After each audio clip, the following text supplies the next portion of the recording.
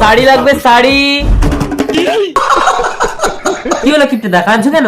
ভাই রে, 4 বছর আগে 40 টাকা দিয়ে তোর কাছ থেকে একটা জামা কিনেছিলাম। 40 টাকা দিয়ে জামা কিনেছিলে? 1 বছর হতে না হতেই বগল ফেটে গেল। ব্যাস হাতা দুটো কেটে গেঞ্জি বানিয়ে আরো 1 বছর ব্যবহার করলাম। বেশ তো, 40 টাকায় 2 বছর হলো। তারপর গেঞ্জির বোতামগুলো ছিঁড়ে গেল। ব্যাস পেছন দিক থেকে 4 কোনা করে কেটে রুমাল বানিয়ে 1 বছর ব্যবহার করলাম। 40 টাকায় 3 বছর। তারপর রুমালটাও ফুটো ফুটো হয়ে গেল। তখন বউ আমার নেকড়া বানিয়ে 1 বছর ব্যবহার করলো। 40 টাকায় 4 বছর তো হয়েই গেল, তাহলে কাঁদছো কেন কিপ্টেদা? আরে বউ আমার এখন নেকড়াটাকেও বাদ দিয়েছে বলে নেকড়াটাকে পুড়িয়ে ছাই করে এখন আমি ওই দাঁত মারছি। আমার 40 টাকা জলে গেল। কি গো, এই শাড়িটা কিনে দাও না, 3000 টাকা। বাবা, কি হলো আমার স্বামী?